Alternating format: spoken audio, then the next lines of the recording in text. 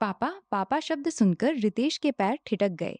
मुस्कुराकर रितेश सलोनी को गोद में उठाकर प्यार करने लगा और सलोनी से खेलने लगा। सलोनी ने फिर से पापा कहा।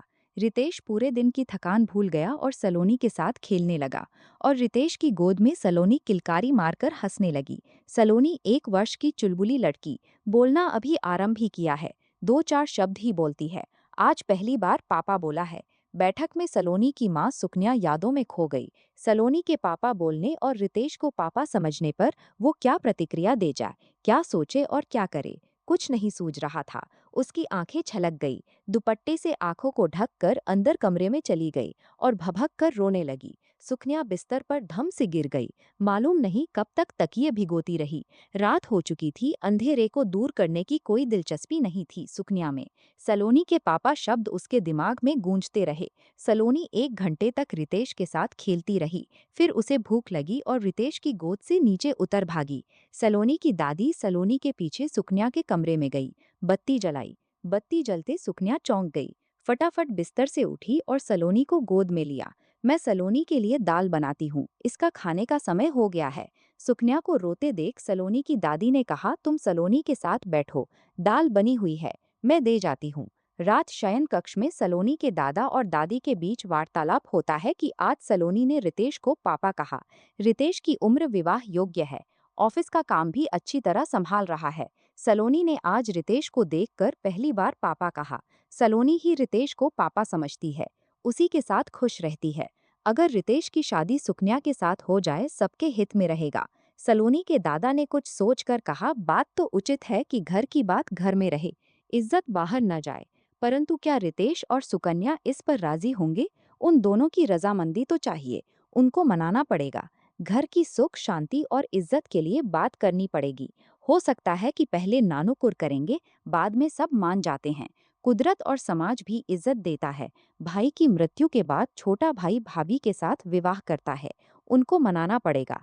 बड़े बूढ़ों के साथ उनको बिठाना पड़ेगा। समाज की ऊंच नीच बतानी पड़ेगी। वो बच्चे हैं, उनको हर कीमत पर इस फैसले के लिए रजामंद होना ही पड़ेगा। दादी ने तो अपना फैसला दादा को सुना दिया। भाग्यवान, तेरी बात ठीक है। ये हमारे वाला पुराना समय नहीं है कि जब बच्चे चुपचाप अपने अभिभावकों की बात मानते थे। विवाह के लिए बड़े बूढ़े ही लड़का लड़की देखते थे। लड़का लड़की एक दूसरे को विवाह के समय ही देखते थे। आज वो बात नहीं है। यदि रितेश की पसंद कोई और है, क्या उस पर अपना फैसला थोपना उचित होगा? दादी ने पलटकर कहा, तुम अपनी जायदाद संपत्ति प्रॉपर्टी का बंटवारा कर दोगे। सुकन्या इस घर में नहीं रहेगी तो उसका हिस्सा तो है, जवान है। रितेश की हम उम्र है। सलोनी उसको पापा समझती है। तुमको पहल करनी है। सुकन्या के माँ बाप के पास कल सूत्र संदेश भेजो। सुकन्या से मैं बात करती हूँ, उसके माँ बाप से उस पर दबाव डलवाना तुम्हारा काम है। रितेश से हम दोनों बात करेंगे। अपने छोटे मामा की बात बहुत मानता है। भाई से मैं बात करती हूँ। दादा और दादी का रितेश के साथ सुकन्या के विवाह के पीछे मुख्य कारण परिवार की अटूट संपत्ति है जिसका वे बंटवारा नहीं चाहते। उनका बड़ा बेटा पिछले वर्ष एक सड़क दुर्घटना में परलोक रवाना हो गया। उसके विवाह को केवल 1 वर्ष हुआ था। सुकन्या गर्भ से थी। सलोनी ने शुरू से रितेश को ही देखा, उसी को पापा समझती है। हम उम्र रितेश और सुकन्या के विवाह में उनको कोई आपत्ति नहीं नजर आई। धर्म और समाज ने ऐसे विवाह को मान्यता दे रखी है। रितेश और रानी कॉलेज से ही एक दूसरे के नजदीक थे। नजदीकियां प्यार में बदल चुकी थी। दोनों अपने परिवार से विवाह की अनुमति मांगते, तभी रितेश के भाई के निधन के कारण शोकाकुल वातावरण में बात नहीं हो सकी। बरसी के बाद ही कुछ हो सकता है। पिछले महीने बरसी भी हो गई। इधर रितेश के माँ बाप रितेश और सुकन्या के विवाह पर चर्चा कर रहे थे। और उसी रात उसी समय रितेश और रानी भी अपने विवाह के लिए सपने देख रहे थे। अपने परिवारों से अनुमति लेने की बात कर रहे थे। सपने तो सपने ही होते हैं, हर कोई देखता है। लेकिन साकार तो किसी विरले के ही होते हैं। हाथ की लकीरें कुछ जुदा होती हैं, सपनों से मिलाप नहीं होता। नदी के 2 किनारे होते हैं, सपने और हकीकत, जो साथ साथ चलते हैं पूरी उम्र, परंतु एक नहीं होते। दूर से देखते रहते हैं जुदा जुदा। हसरत मिलने की सपने में उत्पन्न होती है और हकीकत में छिन्न भिन्न हो जाती है। फिर भी सपने देखते हैं। कुछ खुद को भी एहसास होता है सपना हकीकत में परिवर्तित नहीं होगा। देखकर दिल खुश हो जाता है और दिमाग तरोताजा। यही सपने जिंदगी के कठिन रास्तों पर चलने की प्रेरणा देते हैं। चलते चलते सपने देखते जाते हैं। कुछ ऐसा ही रितेश और रानी सोच रहे थे। अगली सुबह का सबको इंतजार था। रितेश से पहले उसके माँ बाप बिस्तर छोड़ काम में जुट चुके थे। रितेश का छोटा मामा तड़के ही बहन बहनोई की सेवा में हाजिर था। दादी ने रात सोने से पहले ही छोटे भाई को फोन कर दिया था। सुबह चाय की चुस्कियों में भाई को समझा दिया कि ये विवाह उनके लिए कितना महत्वपूर्ण है।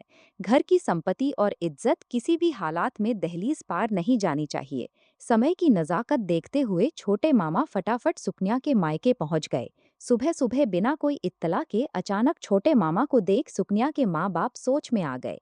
झट से नाश्ते के इंतजाम में जुटे तो छोटे मामा ने बिना किसी औपचारिकता के सुकन्या और रितेश के विवाह का प्रस्ताव रखा। कुछ चुप्पी के पश्चात उन्होंने छोटे मामा से पूछा कि क्या सुकन्या से बात की। पहले तो आपकी रजामंदी होनी चाहिए, फिर सुकन्या से बात आप कीजिए। वक्त का तकाजा है। आप सुकन्या की उम्र देखो, मात्र 25 में विधवा। पूरी जिंदगी है, 1 वर्ष की बच्ची है। कुछ जिस्मानी जरूरतें होती है, प्रकृति के नियम है जिनको दबाना कुदरत के विरुद्ध है। हमारे समाज में एक विधवा का दूसरा विवाह आज भी लगभग असंभव है। अमेरिका यूरोप की बात और है, परंतु हमारा समाज, हमारी मान्यताएं भिन्न हैं। इन सब को ध्यान में रखकर जवान विधवा भाभी के साथ कुंवारे देवर के विवाह की प्रथा है। हमारे परिवार को कोई आपत्ति नहीं है, आपको भी नहीं हो सकती, मुझे ऐसा प्रतीत होता है। सुकन्या की रजामंदी आप लीजिए, लेकिन उसको समझाना आपका कर्तव्य है। छोटे मामा के कथन में आदेश था। चलते चलते छोटे मामा ने कहा कि इस शुभ कार्य में विलंब नहीं होना चाहिए। यदि संभव हो तो मेरे साथ चलिए और लगे हाथ सुकन्या से भी बात कर लीजिए। छोटे मामा कोई समय नहीं देना चाहते थे जिससे कोई विघ्न पड़े। सुकन्या के माँ बाप कुछ सोचे उससे पहले छोटे मामा ने कहा, कार में बातें कर लेंगे, चलिए। शून्य भाव से सुकन्या के माँ बाप छोटे मामा के साथ कार में बैठ गए। सुकन्या के रितेश के साथ विवाह का प्रस्ताव उनको भी भाया। विधवा बेटी के पूर्ण विवाह में अड़चन आ सकती है। आज तो उसके सास ससुर खुद विवाह को राजी हैं। यदि वे प्रस्ताव ठुकरा देते हैं तब हो सकता है कि उसको मायके जाने को कह दे। सुकन्या के भाई बहन क्या पूरी जिंदगी उसका साथ दे सकेंगे? कार में बैठे सुकन्या के माँ बाप इस निर्णय पर पहुंच गए कि सुकन्या के सुखमय भविष्य के लिए सुकन्या और रितेश के विवाह का प्रस्ताव स्वीकार कर लिया जाए। सुकन्या के घर पहुंचकर उसके सास ससुर से औपचारिकता पूर्ण बात हुई। सुकन्या की मां सुकन्या से बात करने उसके कमरे में चली गई और पिता रितेश के पिता से बातचीत करते रहे। सुकन्या प्रस्ताव सुनकर असमंजस में पड़ गई कि क्या उत्तर दे। आखिर बेटी सलोनी की खातिर उसने हाँ कर दी। मात्र 25 की उम्र में विधवा होना किसी श्राप से कम नहीं है। पिता की कमी सलोनी को रहेगी। उसके सास ससुर के बाद रितेश और उसका परिवार क्या उसको घर में मान सम्मान देगा? उसकी घर में क्या हैसियत होगी? क्या दूध में मक्खी की तरह उसको निकाल दिया जाएगा? उसकी इस घर में और अपने घर में क्या स्थिति होगी? उसकी अपनी जरूरतें क्या सारी जिंदगी मन मार कर बितानी पड़ेगी? अनिश्चित भविष्य से अच्छा इस विवाह के प्रस्ताव को कबूल करना ही ठीक रहेगा। जब दोनों परिवार इस मिलन को स्वीकृति दे रहे हैं, तब उसको इस रिश्ते में बंध जाना चाहिए। हालांकि उसने कभी रितेश को पति के स्थान पर नहीं देखा। प्रकृति और समय के आगे चाहे अनचाहे कभी उन कार्यों को पूरी उम्र करना पड़ता है और रिश्तों को निभाना पड़ता है। शुरुआत भले अनचाहे हो, कुछ समय बाद रिश्तों की गहराई में डूब जाता है। हर गम को भूलकर नए रिश्ते बनाता चला जाता है और समर्पण के साथ निभाता जाता है। मानव प्रवृत्ति को खुद मानव नहीं जान सका है। दोनों परिवारों ने रितेश और सुकन्या के रिश्ते को मान्यता दे दी। रितेश जब नाश्ते के लिए अपने कमरे से निकलकर बैठक में आया तो छोटे मामा सोफे पर बैठे चाय की चुस्कियों के साथ अखबार पढ़ रहे थे। मामा कब आए? कहता हुआ रितेश अपने प्रिय मामा की बगल में बैठ गया। छोटा मामा और रितेश लगभग एक ही उम्र के हैं। सिर्फ 5 वर्ष का अंतर है दोनों की उम्र में। छोटे मामा सिर्फ 5 वर्ष बड़े हैं रितेश से, अतः दोनों में अच्छी और पक्की दोस्ती थी और एक दूसरे से घुले मिले थे। मुबारक हो रितेश, बहुत बहुत बधाई। बहुत क्या, लख लख बधाइयाँ। कहते हुए छोटे मामा ने रितेश का हाथ पकड़कर जोर से हिलाया। किस बात की बधाई दे रहे हो? रितेश ने छोटे मामा के हाथ से अखबार लिया और सुर्खियां पढ़ने लगा। भाई, तुम्हारी शादी की बधाई दे रहा हूँ। मामा, मजाक करने के लिए सुबह और कोई नहीं मिला। मजाक नहीं, सही कह रहा हूँ। हमने तुम्हारी शादी पक्की कर दी है। शादी मेरी और मुझे नहीं मालूम। मामा, मुझे खींचो मत। लो, इसमें खींचने की बात नहीं है। सचमुच में हमने तुम्हारी शादी तय कर दी है, मेरे से बिना पूछे। रितेश अभी भी छोटे मामा का मजाक ही समझ रहा था। तभी रितेश के माता पिता भी बैठक में आ गए और सुकन्या को नाश्ता लगाने को कहा। इससे पहले रितेश कुछ समझ सकता, उसके माता पिता दोनों एक साथ बोले, छोटे मामा तुमसे मजाक नहीं कर रहे थे, यही हमने सोचा है और दोनों परिवारों की रजामंदी भी इसी में है। हमने तुम्हारा विवाह सुकन्या के साथ तय किया है। सुकन्या सुनकर रितेश स्तब्ध रह गया। पर माँ, वो तो मेरी भाभी है और आपने मेरे से पूछा भी नहीं, रितेश ने विरोध जताते हुए कहा। रितेश, कुछ बातें घर के बड़े तय करे, उसमें सबकी भलाई होती है। विवाह जैसे गंभीर मामले में बड़ों की राय सदा गुणकारी और लाभदायक होती है। हमारे परिवार में शादियां हमेशा बड़े बूढ़ों ने तय की हैं। पिताजी की आवाज में एक तरह से आदेश था। परंतु आजकल हर कोई अपनी पसंद से विवाह करता है, चाहे लड़का हो या लड़की, दोनों से पसंद पूछी जाती है। लव मैरिज में ही सबसे अधिक तलाक होते हैं। जहां माँ बाप शादी तय करते हैं, जोड़े निभाते हैं और पूरी जिंदगी का सफर मिलकर तय करते हैं। कहीं झगड़ा होता भी है तो बड़े बूढ़े मार्गदर्शन करते हैं और सुलह हो जाती है। लव मैरिज में जरा सी खटपट हुई नहीं, तलाक की नौबत हो जाती है। दोनों में सुलह कराने कोई बीच में नहीं पड़ता। पापा, मैं किसी और से प्यार करता हूँ और आपसे उसके बारे में बात करना चाहता हूँ। प्रेम शादी से पहले नहीं, बाद में होता है। जिसे तुम प्यार कहते हो वो सिर्फ आकर्षण होता है। मेरा और तुम्हारी माँ का प्रेम आज तक कायम है और हर रोज गाढ़ा होता है। तुम अपने चहेते छोटे मामा से पूछो कि क्या वो तुम्हारी छोटी मामी से प्यार नहीं करता है। छोटे मामा ने हाँ में हाँ मिलाई। रितेश, जीजा जी बिल्कुल ठीक कहते हैं। असली प्रेम क्या होता है, उसकी अनुभूति विवाह के बंधन में बंधने के बाद होती है। हर रोज एक नया और ताज़ा प्रेम। भांजे जीत से की बात में दम है। जीजे जी की सुझाई थी तुम्हारी मामी, एकदम शुद्ध देसी घी है तेरी मामी। मामा, तुम भी पापा की हाँ में हाँ मिला रहे हो। मेरी तो सुनो, हमने सबके भले की सोच कर ही ये निर्णय लिया है। तुम और सुकन्या एक उम्र के हो, दोनों सुंदर हो और सलोनी तुम्हें अपना पिता समझती है, लेकिन मैं सुकन्या को भाभी की तरह देखता हूँ। रितेश ने रिश्ते को नकारने के लिए कहा। रितेश, तुम पत्नी की तरह देखो सुकन्या अब तुम्हारी पत्नी है। बस शुभ मुहूर्त निकलवा कर तुम दोनों की शादी होनी है। तब तक समय है पत्नी की तरह देखना आरंभ करो, क्योंकि यही हमारे परिवार के हित में है। हम बिल्कुल नहीं चाहते कि हमारी इज्जत और दौलत कहीं बाहर जाए। कभी कभी अपना जीवन परिवार के लिए कुर्बान करना पड़ता है। हर ख्वाहिश पूरी हो ये जरूरी नहीं। आज तुम किसी से शादी करना चाहते हो, यदि तुम्हारा भाई जीवित होता तब जरूर तुम्हारी चाहत संपूर्ण होती। परंतु अब हालात कुछ जुदा हैं। अपना नहीं, परिवार का सोचना है तुम्हें। रितेश के माँ बाप ने अंतिम शब्द कह दिए। रितेश मजबूर हो गया। वो गुमसुम रहने लगा। माता पिता समझते थे कि एक बार शादी हो गई तब धीरे धीरे समय के साथ सब ठीक हो जाएगा। शादी की तैयारियां शुरू हो गई। रितेश का मन किसी भी काम में नहीं लग रहा था। उसके दिल दिमाग में रानी बसी हुई थी। कैसे उसके स्थान पर भाभी सुकन्या को बिठाए। रानी को भूलना आसान नहीं था। रानी से एक दो बार मिला।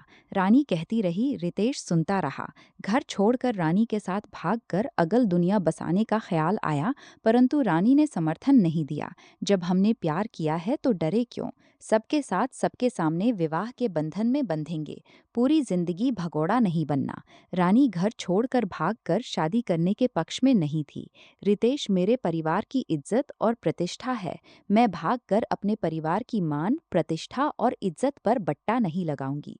रानी उसके साथ भागने को तैयार नहीं थी। रितेश के माता पिता सुकन्या के साथ विवाह को आतुर थे। वे रानी को बहू बनाने को तैयार नहीं थे। उनकी अपनी मजबूरी थी। रानी का साथ न मिलने पर मजबूर रितेश भाभी सुकन्या के साथ पवित्र अग्नि के समक्ष 7 फेरे लेकर विवाहित हो गया। 7 फेरे और 7 वचन सुकन्या के साथ ले रहा था, लेकिन उसकी आंखों के आगे रानी का खूबसूरत चेहरा आ रहा था। उसे ऐसा एहसास हो रहा था कि वो 7 फेरे सुकन्या के साथ नहीं बल्कि रानी के साथ ले रहा है।